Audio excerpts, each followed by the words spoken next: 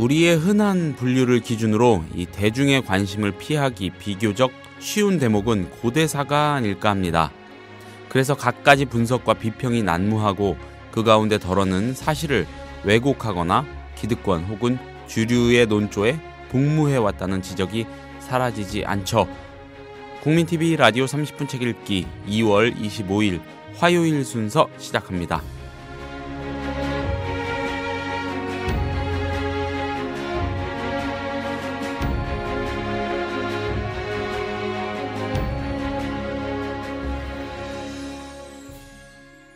안녕하세요. 30분 책 읽기 김효진 PD입니다. 우리 역사학계에서 비판의 입심이 가장 센 분 아닐까 싶습니다. 역사학자 김상태 선생이 쓴 책 가운데 한국 고대사와 그 역적들이라는 책이 있습니다. 예, 제목이 매우 도발적입니다. 우리가 떠올릴 수 있는 수많은 학자와 사조가 비판의 도마에 올라 있습니다. 다소 과격하다고도 할 수 있겠습니다만 이 과격성을 하나의 현상으로 바라보고 분석해 보는 것도 의미가 있을 겁니다. 이희진의 역사읽기에서 오늘과 내일 상하로 다룹니다. 김상태 선생이 쓴 한국 고대사와 그 역적들, 책보세에서 나왔습니다. 이희진 선생을 곧 모십니다.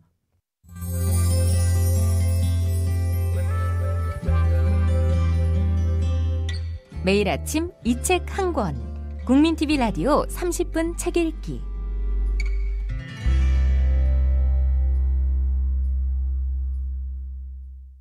선생님 안녕하세요. 안녕하십니까? 네, 반갑습니다. 네, 반갑습니다. 네, 오늘 책 조금 도발적이고 제목이요. 예, 그렇죠. 예, 조금 과격하기도 할 것 같고 예, 그런 느낌이 듭니다. 예, 그렇죠. 예, 그런데도 굳이 이 책을 골라오신 이유는 있을 거라고 보고요. 오늘과 내일 구성을 어떻게 해주실지, 이야기의 흐름이 어떻게 될지를 일단 간략하게 소개를 좀 해주시죠. 예, 오늘 첫날은 네, 일단 이런 과격한 책의 내용이 뭔지, 네, 또 이런 책이 뭐 아무래도 이제 첫눈에 과격하다는 게 보일 정도로 네, 그런 과격함이 있기 때문에 아무래도 비판적인 시각이 있을 거 아닙니까? 네, 그럼 어떤 시각에서 이런 책이 좀 비판을 받는지 하는 얘기를 하고, 네, 또 그럼에도 불구하고 이 책을 소개하는 이유, 그러니까 이 책이 이런 과격함에도 불구하고 네, 우리 사회에 주는 메시지가 있거든요. 네, 그건 근본적으로 이렇게 과격하게 표현할 수밖에 없는 이유가 있는 것이고, 그것이 근본적으로 이제 검증이라는 차원으로 들어갈 겁니다. 네, 그러니까 우리 사회에 과연 검증이라는 게 존재하느냐, 그 검증이라는 게 제대로 안 돼 있으면은 사실 모든 그 불만이 과격하게 표현이 될 수밖에 없는 그런 상황이 있거든요. 네, 네. 그런 식으로 정리를 해볼까 합니다. 알겠습니다. 한국 고대사와 그 역적들. 오늘 상편에서는 말 그대로 이 책의 내용에 관한 얘기를, 대체 어떤 얘기를 하고 있는 책인지, 그리고 다소 좀 과격하고 그런 부분이 있다면 그게 어느 대목인지 이런 거 짚어주시고, 내일 하편에서는 그럼에도 불구하고 이것을, 이런 목소리를 하나의 상징으로서, 그렇죠? 우리 사회에 던지는 메시지랄까, 이런 것들, 그리고 정말 우리 역사학계의 검증의 과정이 실질적이고 유의미하게 존재하는지, 또 이런 고찰을, 성찰을 나름대로 해 주시겠다는 그런 내용으로 이해를 했습니다. 예, 그렇습니다. 예, 자, 그러면 오늘 상편 순서를 시작을 해보도록 하겠습니다. 일단 한국 고대사와 그 역적들, 무슨 내용으로 어떤 각도에서 다룬 책입니까? 책 소개를 대략적으로 먼저 해주시죠. 그러니까 여기서 말하는 역적이라는 게 네, 근본적으로 식민사학에 관한 거거든요. 네, 식민사학을 뿌리내리게 한 사람들을 기본적으로 역적으로 설정을 합니다. 네, 근데 이 책의 재미있는 점은 지난주에 소개했던 같은 맥락에서 식민사학을 비판했던 이덕일이나 이주환 씨 같은 사람들도 네. 역시 비판 대상으로 들어와 있거든요. 그럼 이게 어떻게 보면 좀 혼란스러울 수도 있는 게, 식민사학을 비판하고 그걸 청산하자는 사람이 왜 또 다른 식민사학의 비판론자들을 뭐 비판을 넘어서 네, 비난까지 하느냐, 이런 문제가 하나의 그 의문점이 될 수 있고, 이거를 생각해 보는 게 어떻게 보면은 이 책의 의미가 될 수가 있는 거죠. 어차피 비슷한데 왜 이렇게 욕하냐? 다 똑같지 않냐? 따지고 보면 뭐 이런 맥락이 들어있는 건가요? 바로 근데 그게 우리 사회가 갖는 맹점일 수가 있는 거죠. 예. 왜 맹점일 수가 있느냐면은 식민사학을 비판한다. 네. 그러면 비판하니까 똑같은 비판론자 아니냐. 네. 뭐 우유면 다 같은 우유지 하는 식으로 네. 어떤 구분을 하지 않는. 그래서 식민사학을 비판하면은 아군이고 이걸 비호하면 적이다 하는 아주 어떻게 보면 단순한 이원법적인 구분이 네. 이런 흑백 논리 같은 구분이라는 게 왜 우리 사회에 맹점을 만들 수가 있고 그 맹점이 어떻게 보면 사회에 안 좋은 영향을 줄 수 있다는 얘기들을 지금까지는 거의 안 해온 거거든요. 네. 어떻게 보면 식민사학을 비판한다는 사람들은 비판에만 매몰이 돼가지고 그 비판의 논리에 맹점이 있을 수 있다는 얘기. 그래서 그 맹점이 오히려 식민사학자들을 비호할 수도 있다는 그런 생각 같은 건 안 해온 측면이 있거든요. 이 책은 일단 그 이야기의 단초는 고대사에서 잡았죠. 그렇죠. 예. 그러니까 지난번에 왜 그 역사학계도 다 같은 역사학계가 아니라고 말씀드렸냐면은 네. 사실 근대사에서는 식민사학 비판을 한다는 게 조금 의미가 적어요. 왜 의미가 적으냐면은 지난번에 이게 정리가 잘 됐을지는 모르겠지만은 근대사학계에서는 네. 식민사학을 비판하는 논자들이 오히려 저 우위를 점하고 있달까요? 네. 그 사람들이 어떻게 보면 정서를 만들어 나가는 좀 파워를 가진 집단이기 때문에 오히려 이제 좀 지나치게 민족주의적으로 가고 있지 않냐는 논리를 내세우면서 이를테면 식민지 근대화론 같은 걸 내세우는 사람들이 네. 근대사학계에서는 소수파예요. 그리고 설 자리가 조금 적다고 할 정도로. 그러니까 요즘 들어서 설 자리가 조금 넓어지는 것 같기도 합니다. 네, 넓어진다고 하는데 요건 조금 다른 측면에서 예. 이 다른 정치적인 목적을 가지고 들어오면서 그걸 섞는 것이고 네. 오히려 그거를 조금이라도 섞었기 때문에 그 반발을 받는 측면이 있거든요. 그러니까 이제 뭐 그렇다고 해서 근대사에서 식민사학은 뿌리를 뽑혔다 이렇게 말하는 건 아니지만 네. 이 전황이라는 걸 볼 때는 그쪽이 수세에 몰리고 있다는 말씀을 드릴 수가 있거든요. 그런데 왜 고대사에서는 아직도 좀 비판론자들의 목소리가 크냐면은 그쪽은 식민사학을 좀 비호한달까? 식민사학의 논리를 지지하는 사람들이 좀 권력을 갖고 있달까? 좀 지배하는 구조입니다. 그리고 고대사가 근현대사에 비해서는 대중들로부터 좀 숨기에도 용이할 것 같아요.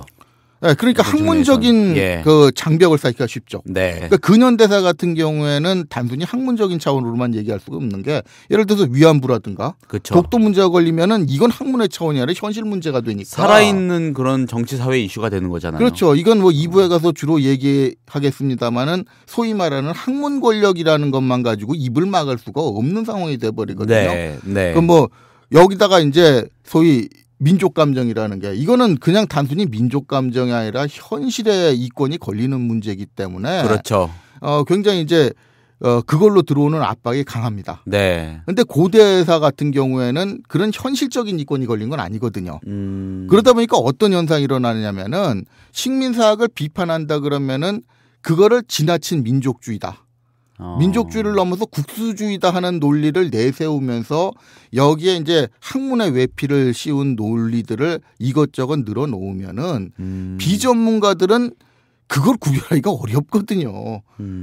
특히 이제 그 학계 논문들도 그 좀 학계가 비판받아야 될 얘기입니다만은 좀 어렵잖아요.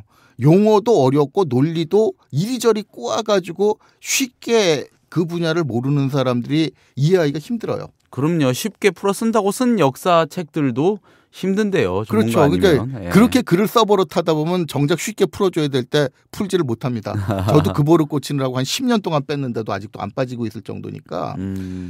그런데 그 많은 학자들은 일부러 더 어렵게 써요. 알아듣지 말라고.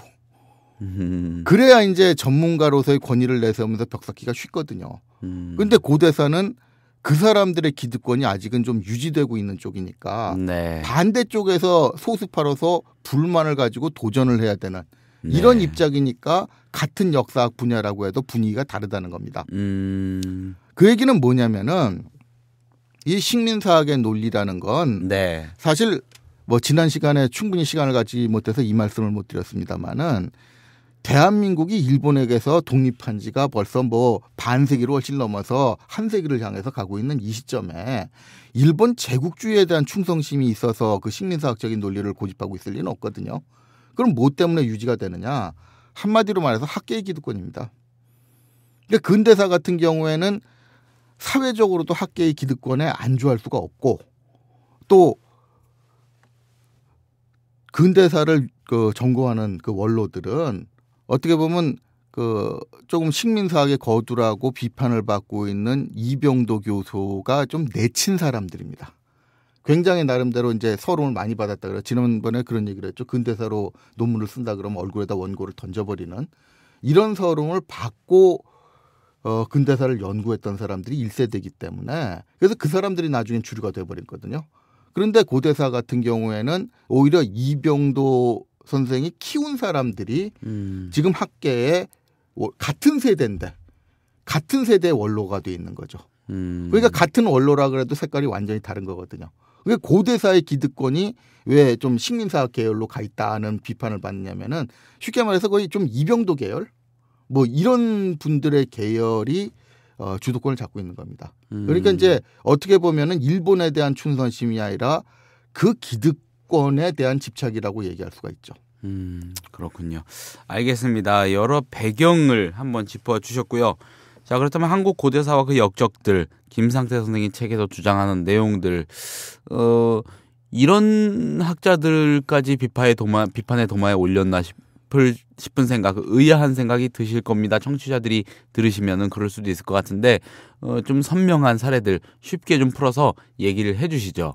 예, 뭐 여러 사례를 다 들 수는 없습니다만은 네. 대표적으로 이기백 선생이 올라가 있어요. 저도 좀 의아했어요. 제가 네. 역사는 잘 모르지만은 그 이기백이라는 이름이 갖는 의미가 어떠한지는 네, 조금은 그러니까 짐작은 하거든요. 특히 저도 서강대학에 몸을 담아서 공부한 적이 있기 때문에 네. 서강대 사학과에서는 거의 그 서강대 사학교를 잇게 한 네. 뭐 시조 비슷할 정도로 좀 숭상을 받고 있거든요. 아직도 이제 추종하는 분들이 많이 있고 주변에도 그러다 보니까 이기백 선생에 대해서 좀 악담에 가깝게 비판을 했다는 데 대해서 굉장히 좀 안 좋은 인식을 갖고 있죠. 그러면은 이제 왜 그럼 김상태 씨는 이기백 선생을 비판을 했느냐라는 예. 건데 그거는 이런 겁니다. 이제 그거는 이병도 선생하고도 비슷한 맥락인데 네. 이병도 선생도 자신은 민족주의 사학을 주장을 했거든요. 네. 그런데 민족주의 사학을 주장을 하면서 일본 사람들의 논리가 틀렸다 이런 식으로 겉으로는 비판을 했는데 네. 내막을 보면은 맥락이 그러냐는 문제가 있거든요. 예를 들어서 그 하나의 그 소재인 삼국사기 초기 기록 신뢰 문제 같은 경우에 그러니까 삼국사기 초기 기록을 믿느냐 마느냐는 어떤 정서적으로 우리 조상이 썼으니까 믿자 이러는 얘기가 아니라 이 얘기는 이 사료의 평가 문제거든요. 중국의 삼국지에 나와 있는 몇 줄 안 되는 사료는 굉장히 절대적인 신뢰를 부여를 하면서 그 같은 기준을 삼국사기에다 적용하지 않았다. 이런 게 어떻게 보면 학문적인 불만인데 이런 내용을 오히려 이병도 선생도 그렇고 이기백 선생까지도 네. 일본 학자들의 논리를 좀 받아들이는 경향이 있어요. 그러니까 이제 우리나라에선 초기 국가가 그렇게 발달하지 않았다 해가지고 근데 이기백 선생, 이병도 선생보다는 조금 뭐 어떻게 보면 뭐 진보라는 표현을 쓰면 좀 어폐가 있는데 초기 국가에 대해서는 조금 더 발전됐다고 보는 성향이 있는 건 맞아요. 그런데 문제는 그게 50보 100보가 아니냐는 얘기가 됩니다. 네. 왜 그러냐면은 예를 들어서 이병도 선생 같은 경우에도 그 일본 학자들이 식민사학자들이 백제는 근초고왕이 세웠다라는 식의 논리를 내세울 때 그건 아니다. 고이왕이 세웠다 하는 식으로 올라가거든요. 그러니까 4세기에서 한 100년 정도 올린 거 아닙니까? 그러면 한국 고대사의 시간적 범위를 100년 정도는 내가 만회를 했다는 게 이병도 선생 계열의 공이라고 주장을 하는 거죠. 네. 그런데 이기백 선생 같은 경우에도 고선까지는 그거보다는 약간 더 해가지고 이제 성읍국가론 얘기도 하고 그래가지고 네. 초기 국가에 대해서 관심을 많이 가져요. 그런데 이제 본질적인 측면에서 보면은 이게 100년 올리느냐 마느냐가 문제가 아니라는 거거든요. 네. 초기 기록에 신뢰가 걸렸으면은 아니 삼국사기에는 처음부터 왕이라고 해서 등장을 하고 네. 그래서 고대 국가가 체제를 갖춘 것처럼 얘기를 하고 그러는데 네. 그걸 못 믿겠다는 얘기인데 그러면 이건 100년을 만회를 한 게 아니라 300년을 날렸다고 봐야 되는 거 아니냐. 예. 300년을 날리냐 400년을 날리냐 무슨 차이가 있느냐. 그것도 뭐 본질적으로 그거는 뭐 100년 200년이 올리냐 내리느냐의 문제가 아니라 근본적으로 어떤 논리를 채택하느냐인데 100년을 올렸다는 얘기도 어떻게 보면 그건 서울대 개통에서 얘기하듯이 그렇게 뚜렷한 근거가 있는 건 아니에요. 고유왕이 나라를 세웠다는 게 뭐 그 근거로 볼 때 분명하다고 나오면 모르는데 오히려 그게 감정적으로 근초고왕이 세웠다고 하는 것보다는 100년 정도 올리는 게 낫다는 측면에서 얘기하라는 거지. 그렇게 뚜렷한 근거도 있는 것도 아닌데 그럼 본질은 일본 사람 논리에 발을 딛고 있으면서 자존심 때문에 조금 올린 거 아니냐 이런 논리거든요. 그러니까 그 논리가 이제 이기백 선생한테까지 적용이 되는 겁니다. 그렇군요. 그래서 이걸 비판을 하고 있는 거예요. 예, 알겠습니다. 이기백 선생에 대한 비판도 그렇고 박노자 선생도 그렇죠. 비판의 도마에 올라 있고요. 뭐 강만길 선생 네. 뭐 또 올라 있고 그리고 아예 이런 식으로 묶었더라고요. 뭐 흔히 진보 언론이라고 하는 경향신문 뭐 아니면은 뭐 진보 진영, 진보 학계 뭐 이런 식으로 맞죠? 다 이게 이 책에서 이 김상태 선생이 비판하는 그런 대상들이죠. 예, 이게 다 말할 수는 없는데 일단 박노자 선생 좀 얘기를 하면 저도 박노자 선생은 어떤 맥락으로 그렇게 다루시는지 궁금했어요. 그러니까 박노자 선생 같은 경우에도 박노자 선생이 원래는 네. 그 라디오로 이름 만드는 사람은 한국 사람이라고 생각을 하는데 원래는 러시아 사람이거든요. 그렇죠. 본명이 블라디미르 티모센코가 그럴 거예요. 네. 티오노프인가? 이런데 원래 이제 소련 치하에서 공부를 했으니까 네. 아무래도 이제 조금 그 소련 치하에 이제 공산주의 국가에서 살았던 게 있거든요. 그래서 네. 이제 아무래도 사회주의에 우호적이고 이런 거를 가지고 이제 우리 고대사도 좀 기득권자의 역사라고 비판하는 점에서는 좀 진보적입니다. 근데 문제는 이 사람이 외국에서 한국사를 공부하다 보니까 이 미하일 박 선생 제자인 걸로 알고 있는데 미하일 박 선생이 고대사에 그렇게 밟지를 못해요. 그리고 박노자 선생은 저도 직접 몇 번 접촉을 해본 게 원래 가야사 전공하려고 그랬더라고요. 그래서 저도 접촉하고 얘기를 해봤는데 사실 너무 기초가 없어요.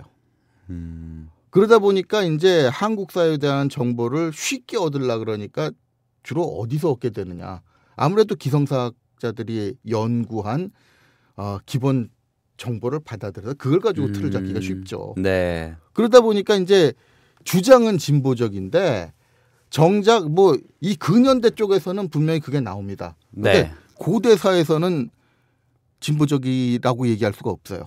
그러면은 이런 생각도 좀 듭니다. 뭐 또 내일 많이 또 보충 설명해 주시겠지만은 예를 들어 박노자 선생이다. 그러면 그런 한계가 있다면 이런 한계 속에서도 나름대로 어떤 시도를 했다는 거를 평가할 수도 있는 거 아닙니까? 아니 근데 그게 이제 그 김상태 선생 말을 제끼고 얘기를 하더라도 그 박노자 선생이 쓴 책 중에 하나에 거꾸로 보는 세계사라는 게 있지 않습니까? 이게 그걸 제목을 보고 그 박노자 선생이 그 거꾸로 보는 고대사 이걸 접촉할 때는 많이 그동안 기성학계에 있는 얘기를 뒤집었겠구나 하고 생각을 하고 보는데 사실 그 냉정하게 제가 전공자 입장에서 얘기하면 뒤집어 본 게 없어요. 그러니까 기본 일단 선생님 주관적인 판단인 걸 전제로 뭐 주관적인 판단인 거. 근데 솔직히 저는 뭐 주관이 안 들어간다는 보장은 못 하겠지만 내용을 보시면 알 겁니다. 기존에 이제 그 기성학계에서 내놓은 주장에서 별로 벗어나는 게 없어요. 예를 들어서 임나일본부 같은 경우에는 지금 많은 사람들이 이걸 착각을 하고 있거든요. 임나일본부가 한반도 지배를 위해서 만든 기관이 아니었다 그러면 다 진보적이라고 생각해요. 근데 그게 왜 맹점이냐면은 한반도 그 임나일본부는 한반도 지배기관이 아니었다는 얘기는 일본도 이미 그 한 40년대 말 50년대 오면은 다 인정하는 논리입니다. 근데 그걸 쫓아가는 거예요. 그래서 소위 사신이라든가 뭐 교역기관이라든가 이런 게 지배기관으로 인정하지 않는 논리라고 해가지고 그게 식민사 극본 논리라고 많이 얘기를 하는데 어떻게 보면은 그게 일본 백기기의 극치입니다. 일본의 소위 말하는 스에마스 야스가치 같은 조금 그 좋게 말해서 좀 더 골수 식민사학자들이 말하는 지배기관이라는 얘기, 그 사람들이 골수가 좀 지배기관을 얘기를 하면은 일본 내에서 그거보다 좀 나은 사람들이 내놓은 대안이 뭐 사신이라든가 교육기관이라든가 이런 식의 내용이거든요. 근데 이 사람들도 한국사관 논리에서 벗어난 사람들은 아니에요. 이 사람들의 뿌리가 바로 스다소우기치고. 그러면 일본의 이제 대표적인 주당이라는 거는 스다소우기치를 주축으로 하는 고학설을 얘기하는데, 스다소우기치는 해방 이후에, 소위 말해 우리 쪽에서는 해방이고 일본 쪽에서는 패전이 되겠죠. 일본 사회에서 패전 이후에 스다소우기치는 자기 입으로 자기는 한국사관을 주장하는 이런 사람이라는 걸 자기 입으로 밝혔거든요. 그러면 그 사람의 논리도 결국 한국사관인데, 식민사학이라는 것도 한국사관의 맥락에서 나오는 거란 말이에요. 그러면 그 논리를 쫓아가는 게 어떻게 식민사학을 극복하는 거냐는 얘기는 나오죠. 그러니까 사람들이 좀 많이 혼선을 빚는 건 뭐냐면은 박노자라는 연구자가 진보적이라는 거 하고 그 사람이 고대사에서 주장하는 논리가 진보적이라는 거는 별개인데 그거는 구별을 못합니다. 네. 그런 측면에서 좀 오해가 있는 거고요. 알겠습니다. 자, 30분 책 읽기, 지금 한국 고대사와 그 역적들이라는 김상태 선생의 책을 가지고 이희진 선생하고 이야기 나누고 있습니다. 오늘 상편입니다. 이 책의 내용 자체에 관한 그런 설명 들어보는 그런 순서입니다. 자, 정리를 해보겠습니다. 이 책은 우리가 흔히 진보 개혁적이라고 알고 있는 학자들, 그리고 뭐 언론계, 진보 학계라고 불리운 어떤 그 무리 집단이라고 할까요?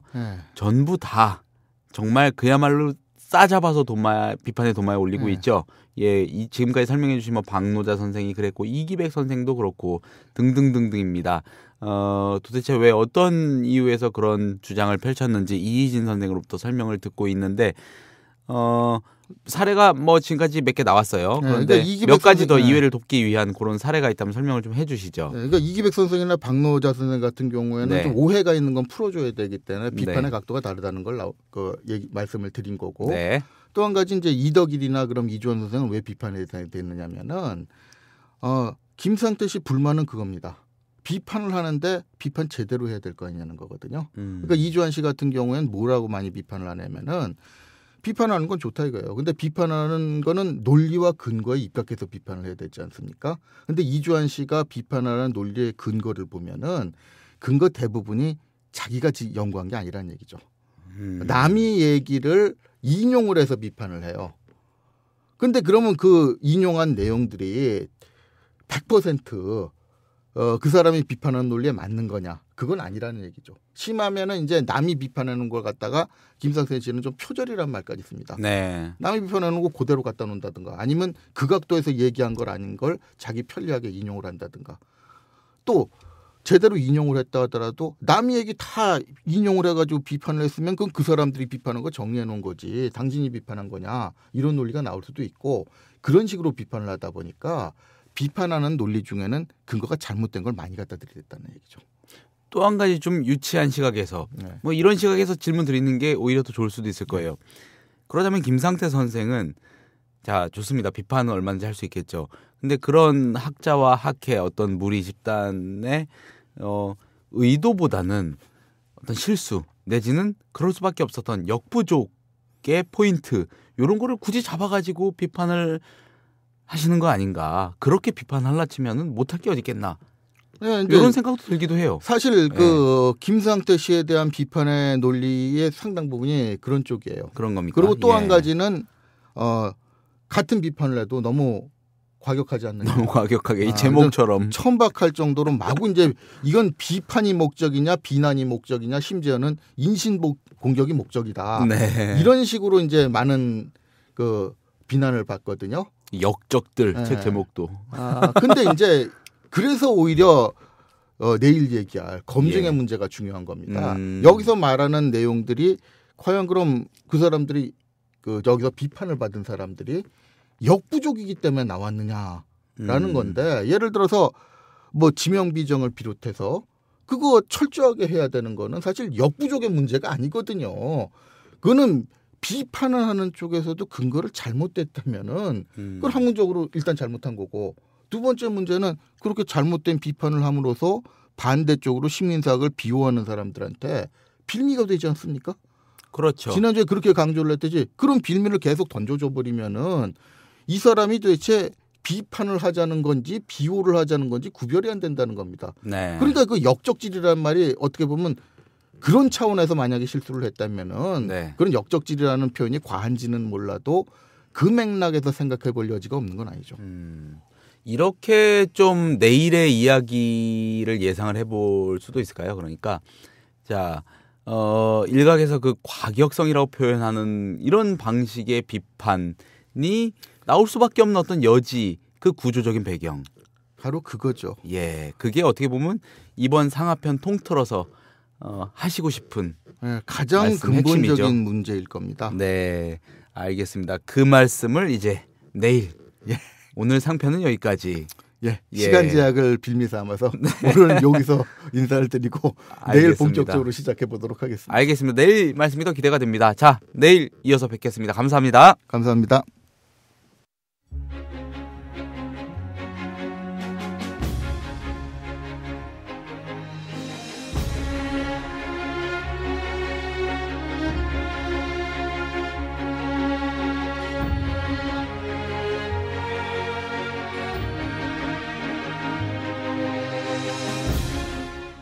(30분) 책 읽기가 2월 25일에 소개한 책은 김상태 선생이 쓴 한국 고대사와 그 역적들이었습니다. 책 보세에서 나왔습니다.